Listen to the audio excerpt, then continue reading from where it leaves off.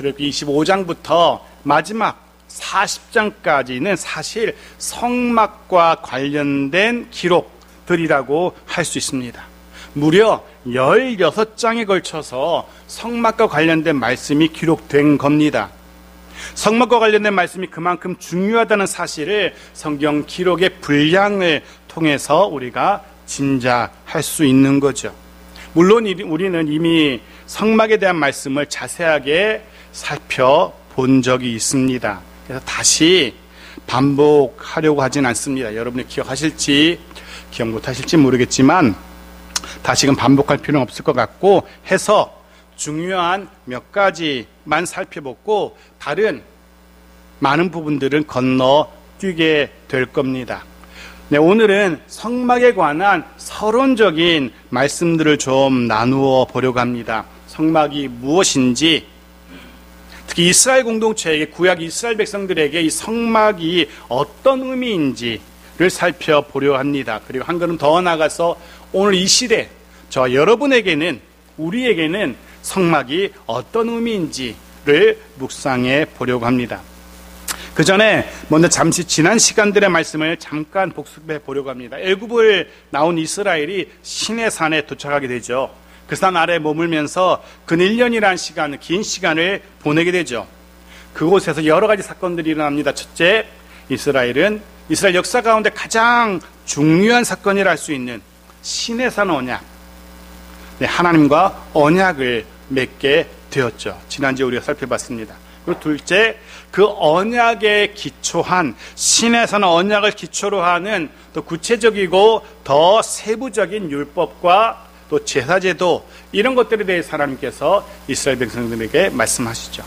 그 세 번째가 오늘부터 잠시 살펴보게 될 성막 건립에 대한 말씀, 그것을 듣고 실제로 성막을 제작하는 일들을 시내산에서 하게 됩니다. 그리고 마지막은 애굽을 나온 이스라엘 공동체의 총 인원을 계수합니다. 우리 인원이 얼마나 되는지, 그리고 6월절에 1주년을 기념하여 지키고 드디어 약속의 땅을 향해서 출발하는 그런 일들이 이 시내산에서 벌어집니다. 시내산 언약, 성막 건립, 율법과 제사 제도가 시작되고, 그리고 행군을 준비하는 그런 준비, 행군 준비 완료, 이 모든 것들이 시내산에서 일어난 사건들입니다. 그리고 오늘은 그 중에 성막 건립에 대한 이야기들을 오늘과 다음 주 정도에 살펴보려고 하는 겁니다. 성막은 아시는 것처럼 하나님의 임재를 눈으로 확인시켜주는 건물이라고 할 수 있습니다.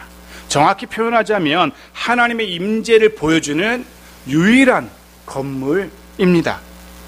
시내산 언약을 근거로 해서 이후에 하나님과 이스라엘의 만남은, 관계는 이 시내산 언약을 근거로 합니다. 시내산 언약을 근거로 해서 하나님은 이스라엘을 지키시고 인도하실 겁니다. 그리고 역시 시내산 언약을 근거로 해서 이스라엘은 하나님만 섬기며 하나님의 말씀에만 순종하며 살아가게 될 겁니다. 그리고 성막은 그 하나님, 이스라엘을 인도할 하나님, 이스라엘이 섬길 하나님의 임재를, 실존을 보여주는 건물이라고 할 수 있습니다. 그 하나님이 실제로 이스라엘 공동체 속으로 들어와 계신다는 사실을 자신들의 눈으로 확인할 수 있는 바로 그 건물이 성막인 거죠. 해서 시내산 언약의 그 하나님이 자신들과 함께 그 곁에 계심을 알 수 있고, 내 곁에 계신 그 하나님이 나를 지키시고 우리를 인도하시는구나 하는 것을 알 수 있도록 하는, 해서 자신들도 그 하나님을 섬길 수 있도록 하는 건물이 바로 성막인 겁니다. 이게 사실 이스라엘만이 아니라 그 시대에 대부분의 나라들은 다 그런 신이 거할 처소, 즉 신전 다 가지고 있었습니다.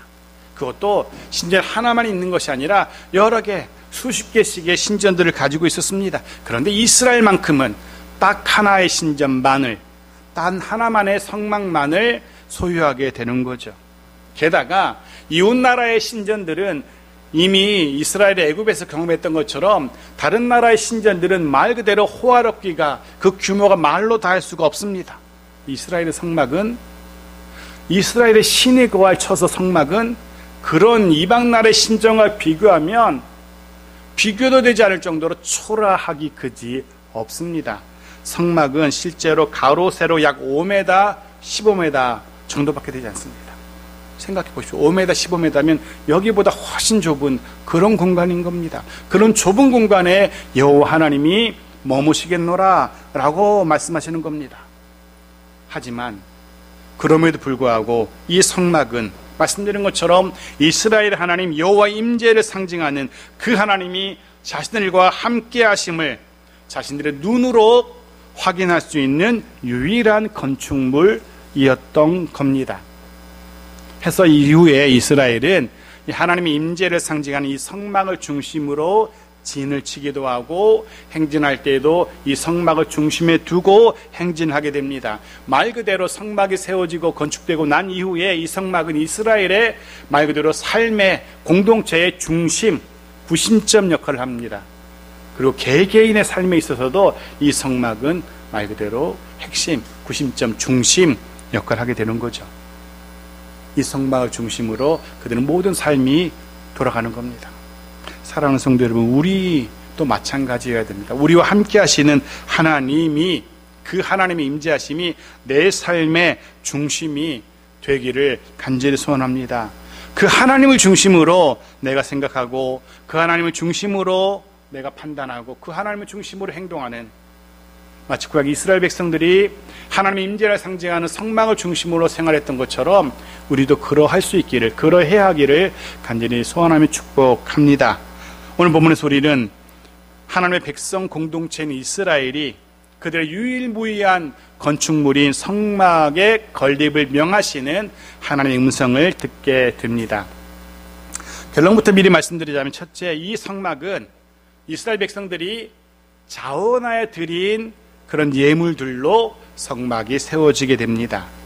말씀드린 것처럼 이 성막은 하나님의 임재의 상징이라고 말씀드렸지 않습니까? 해서 이렇게 해석할 수 있습니다. 하나님이 먼저 친히 성막 건립에 대해서 말씀을 하십니다. 이 이야기는 하나님이 지금 이 성막을 통해서 친히 이스라엘 공동체 속에 내려와서 거기에 거주하면서 이스라엘과 함께하며 지켜주시겠노라 라고 제안하고 계신 것으로 해석됩니다. 그런 하나님의 제안에 이스라엘 백성들의 반응이, 화답이 바로 예물, 자원하여 드리는 예물로 나타나는 거죠. 쉽게 이야기하면 이런 겁니다. 하나님이 말씀하십니다. 얘들아, 내가 이제부터 너희 속에 들어가서 너희와 함께 살려고 한다. 괜찮겠니? 라고 하나님 제안하십니다. 그때 이스라엘이 대답하는 거죠. 그럼요. 그럼 우리야 너무나 좋죠.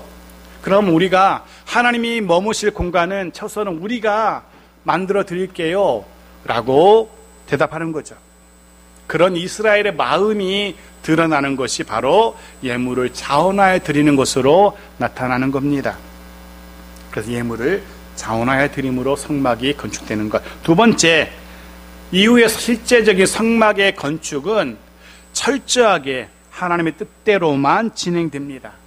성막의 건축을 위한 필요한 재정이라든가 필요한 자재라든가 이런 것들 다 이스라엘이 손수 자원해서 드린 것들로 마련됩니다. 하지만 그 성막의 설계라든가 성막을 건축할 때 그 모든 과정들은 철저하게, 즉 성막의 규모, 재료, 건립 방식 등 모든 면에서 철저하게 하나님의 뜻대로만 진행됩니다. 사람의 생각이나 사람의 제안은 1도 개입할 수 없었습니다. 쉽게 생각하면 하나님의 머무실 공간이니까 하나님의 뜻대로 하는 것 당연할 수 있다라고 생각될 수 있지만 그런 이유가 아니었습니다.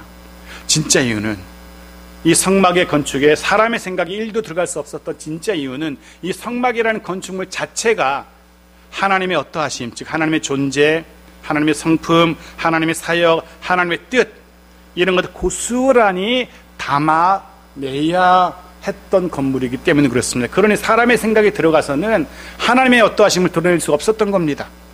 해서 사람의 생각은 철저하게 배제되고 오직 하나님의 뜻대로만 이 성막이 세워지게 되는 거죠. 성막에 대한 서론적인 이야기였습니다. 자, 이제 본문 속으로 들어가서 좀 짧지만 한번 살펴보죠. 2절입니다. 같이 읽죠. 시작. 이스라엘 자손에게 명령하여 내게 예물을 가져오라 하고 기쁜 마음으로 내는 자가 내게 바치는 모든 것을 너희는 받을지니라. 하나님께서 모세를 통해서 이스라엘 백성들에게 제안하십니다. 내게 예물을 가져올래? 라고. 이 예물이라는 단어는 녹이다, 칭찬하다라는 단어에서 유래된 단어인데 나중엔 제물로도 번역되고 혹은 성물로도 번역됩니다. 정리하면 예물이란 이런 겁니다. 거룩한 목적으로 하나님을 위해 사용되어서 하나님을 드러내는, 하나님의 영광을, 하나님을 높이는 물품이라고 해석할 수 있습니다. 거룩한 목적으로 하나님을 위해서 하나님의 어떠하심을 드러내는 물품인 거죠. 하나님은 그것을 기쁜 마음으로 내라고 말씀하십니다. 그게 하나님 기대였습니다. 기쁜 마음으로, 자원하는 마음으로, 온 마음 가득히. 지금 하나님은 이스라엘이 자신들의 온 힘과 뜻을 다해서 성막 건축에 필요한 것들 하나님을 위해서 기꺼이 드릴 것을, 가져올 것을 기대하고 계신 겁니다. 온 힘과 뜻을 다하여 또 기꺼이. 고린도서 9장 7절에서도 사도 바울이 같은 말씀을 우리에게 들려주시는데 봅시다. 같이 읽죠. 시작. 각각 그 마음에 정한 대로 할 것이요 인색함으로나 억지로 하지 말지니 하나님은 즐겨내는 자를 사랑하시느니라. 아멘. 즐겨내는 자를 사랑하시느니라. 그 중요한 핵심은 이겁니다. 정말 중요한 건 오늘 하나님이 저와 여러분에게 기대하시는 것, 이게 중요하죠. 우리를 향한 하나님의 기대, 이것을 우리가 묵상하고 깨달을 수 있어야 됩니다.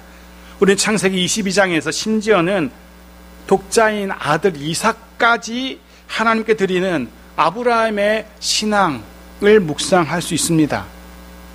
그렇다면 이 시대 우리에게 하나님은 무엇을 기대하고 계실지, 우리는 무엇을 어떻게 드릴 수 있을 것인지, 드릴 것인지, 하나님 무엇을 기대하실지 그런 생각들 해보게 됩니다. 사실은 드리는 재물, 예물, 그것의 어떠함도 중요하긴 합니다. 그것이 무엇인지, 그것의 많고 적음, 그것도 물론 중요하긴 합니다. 하지만 더 중요한 것은, 하나님의 입장에서 더 중요한 것은 그 예물 자체보다는 드리는 사람의 어떠함, 그 마음의 어떠함이 더 하나님은 더 중요하게 여기시는 거죠. 사실 하나님이 뭐가 없어서, 재물이 없어서, 물건이 없어서 가져오라고 하시겠습니까? 그들의 마음의 어떠함을 보기 원하신 거죠. 에스라 8장 28절을 보십시오. 이런 구절이 있습니다. 같이 읽죠. 시작. 내가 그들에게 이르되 너희는 여호와께 거룩한 자요 이 그릇도 거룩하고 이 그 금과 금은 너희 조상들 하나님 여호와께 즐거이 드린 예물이, 즐거이 드린 예물이라는 표현이 등장하죠. 한 곳 더 보죠. 역대상 29장 9절 같이 읽죠. 시작. 백성들은 자원하여 드렸으므로 기뻐하였으니 곧 그들이 성심으로 여호와께 자원하여 드렸으므로 다윗 왕도 심히 기뻐하니라. 이 구절들 속에 하나님께서 우리에게 기대하시는 것이 무엇인지 드러납니다. 우리가 주목해야 되는 표현들은 이거죠. 즐거이, 또 자원하여, 이런 표현들. 이 마음, 즐거이 드린 예물, 자원하여 드린 예물, 즉 즐거이 드리는 마음, 자원하여 드리는 마음, 그 마음 어떤 모습으로 드려야 되는지, 드리는 자의 마음 자세가 어떠해야 되는지 우리는 깨닫게 되어집니다. 우리 역시 우리의 드리는 예물이 그런 모습으로, 그런 마음으로 드려지는 예물이어야 된다는 겁니다. 주일에 드리는 예물만이 아니라 일상의 삶 속에서 우리의 시간들, 재능들, 물질들 그렇게 즐거이 자원하여 하나님께 드릴 수 있기를 간절히 소원합니다. 이스라엘이 그렇게 드린 것처럼, 그리고 그렇게 드린 것들로 인해서 하나님이 성막을 건축하고 이스라엘이 그렇게 드린 것으로 인해서 하나님의 영광이 그 성막을 통해서 드러났던 것처럼, 그렇게 드린 우리의 예물들이, 그렇게 드린 우리의 수고들이, 헌신들이 또 하나님의 영광을 드러내는 귀한 도구들이기를 소원합니다. 우리의 드린 그것들로 인하여서 하나님의 어떠하심이, 하나님의 영광이 드러나게 되어지기를 주의 이름으로 축복합니다. 좀 더 구체적으로 봅시다. 하지만 간단하게 봅시다. 그들이 드린 것들. 3절 보죠. 같이 읽죠. 시작. 너희가 그들에게서 받을 예물은 이러하니 금과 은과 놋. 금과 은과 놋과 금운동으로부터 시작됩니다.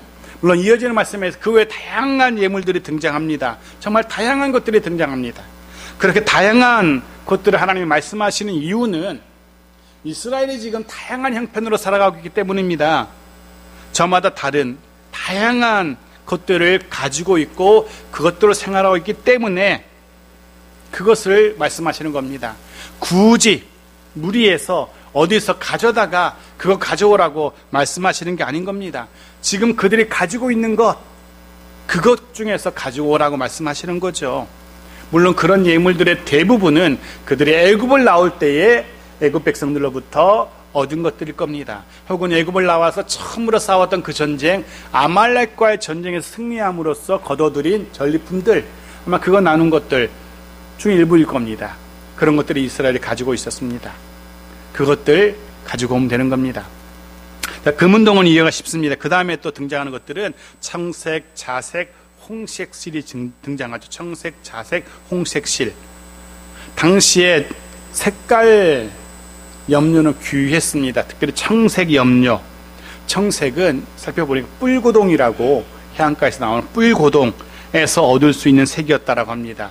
이 청색의 염료, 뿔고동을 더 얻으려면 1.4g을 얻기 위해서 무려 12,000마리의 뿔고동이 필요하다고 합니다.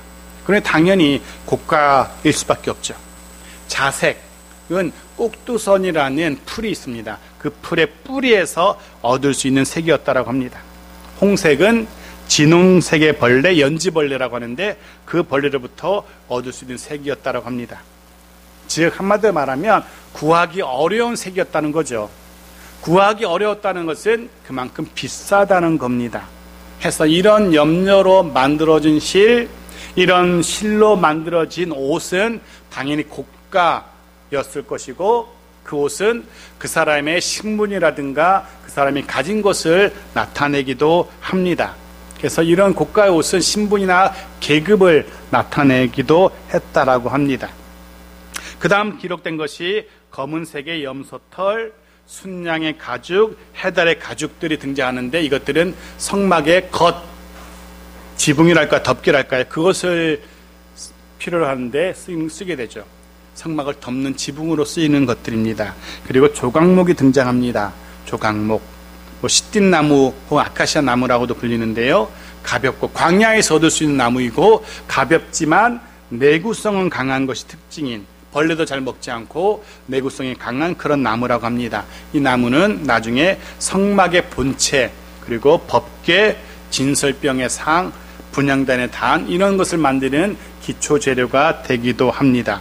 그리고 성소의 등잔대에 사용될 등불, 그 등불에 사용될 등류도 등장하고 대제사장의 임명에 사용되는 거룩한 관유, 그것도 기록되어 있습니다. 향품과 보석도 등장합니다. 다 기록되어 있어요. 이 보석은, 특히 이 보석들은 제사장의 에봇, 흉패에 사용되죠.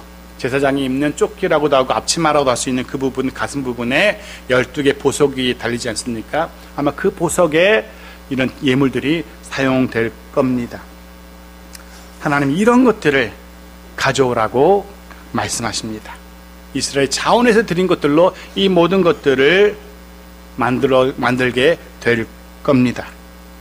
하나님께서 우리에게 기대하시는 것도 마찬가지가 아닐까라는 생각을 하게 됩니다. 저마다 삶의 형편이 다 다르죠. 그 형편에 따라서 드리면 되는 겁니다. 기억하실 것은 단 즐거이 자원해서인 거죠. 자, 이런 다양한 예물들을 말씀하신 이후에 이제 하나님은 그 성막을 건립하실 것을 말씀하십니다. 8절 보죠. 같이 읽죠. 시작. 내가 그들 중에 거할 성소를 그들이 나를 위하여 짓되. 나를 위하여 짓되. 사실 성막 그 자체가 중요한 것도 아닙니다. 건물로서의 성막이 중요한 것이 아니라 그곳에 누가 머무는가, 그게 중요하죠. 그곳 하나님이 거하시는 곳이라는 것이 성막의 핵심인 거죠. 누가 거하든 상관없습니다. 제일 높으신 만왕의 왕이신 여호와 하나님이 머무시는 공간이기 때문에 그 성막이 중요한 겁니다. 제가 부대에 있을 때 수송대에 있었는데, 수송대 보면은 차들이 많습니다. 작은 차부터 큰 차, 이렇게 트럭도 있고, 막, 지금 말하는 미니버스도 있고. 그런데 어느 날 늘 병사들이 출퇴근하는 미니버스가 어느 날 갑자기 달라지는 순간이 있어요. 번호판도 교체하고, 번호판을 떼내고, 거기다 별 2개를 딱 달아요. 그러면 그 차는 그 부대에서 가장 높은 사단장이 타는 차가 돼요. 그래서 거기 별도 달고, 그 차를, 그 별거 다닌 미니버스를 좌우에서 호위하는 트럭들도 막 같이 가고, 대단한 차가 되는 거예요. 마찬가지입니다. 성막, 사실은 볼품없을 수 있습니다. 하지만 그곳에 하나님이 거하시기 때문에 그 성막이 의미가 있고 중요한 겁니다. 하나님이 거할 성소, 하나님의 거하심, 또 그 하나님의 거하심은 동시에 하나님의 보호하심과 하나님의 인도하심, 하나님의 은혜 베푸심을 의미합니다. 그냥 머무시는 게 아닙니다. 거기 그냥 사람이 말한 것처럼 거기 그냥 처박혀 계시면서 아무것도 하지 않는 그런 거하심이 아닌 거죠. 거기 거하시면서 이스라엘 백성들을 보호하시고 이스라엘 백성들에게 은혜 베푸시기 때문에 그의 거하심이 의미가 있는 겁니다. 해서 그분이 거하시는 성막이, 성소가 중요한 거죠. 하나님이 거하시지 않는다면, 또 거기서 이스라엘 백성들에게 은혜 베푸지 않고 하나님의 그런 인도하심이 없다면 성막은 별 의미가 없을 겁니다. 하지만 그곳에 거하신 하나님, 그 하나님은 이스라엘을 보호하시고 지키시고 인도하시기 때문에 그 성막의 의미가 있죠. 마찬가지입니다. 하나님이 거하시지 않는 저와 여러분의 삶이라면 어쩌면 별반 의미가 없을 수도 있습니다. 하나님이 거하시지 않는 우리의 가정과 일터교회라면, 하나님의 보호하심이 없는, 하나님의 베푸시는 은혜가 없는 그런 우리의 삶이라면 이야기가 달라질 겁니다. 9월 하나님의 거하심이 있는, 하나님의 거하심이 있는 그런 우리의 삶이기를, 우리의 가정이고 일터이기를 축복합니다.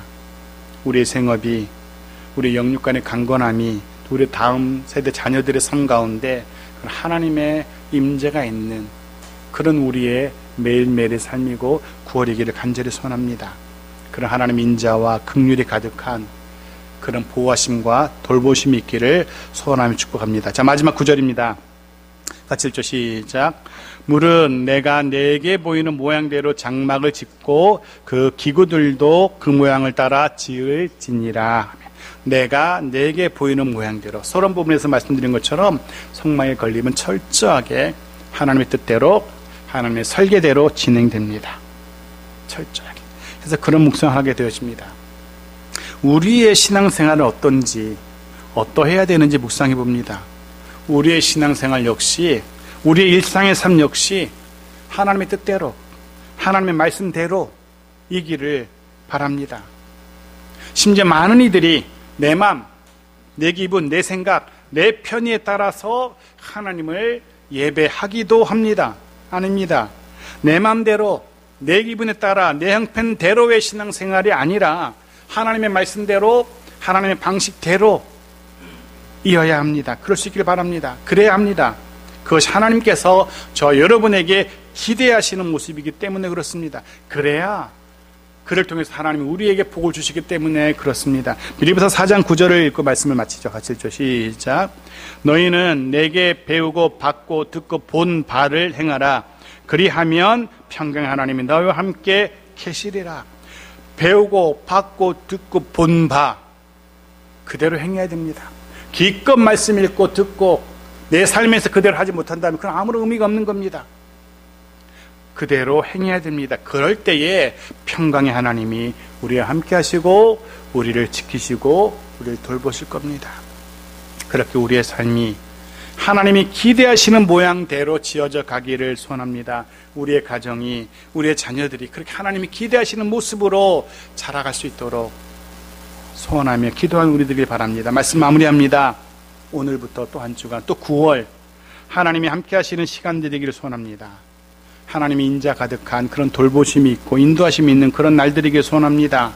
그리고 그런 하나님의 임재 함께 하심을 위해서 우리가 각자 해야 할 일들이 무엇인지, 우리는 무엇을 준비하며 무엇을 드리며 살아가야 할 것인지 깊이 묵상하면서 그렇게 하나님을 위해서 드릴 수 있는 그 우리들 모두의 한 주이고 9월의 시간 되기를 주의 이름으로 축복합니다.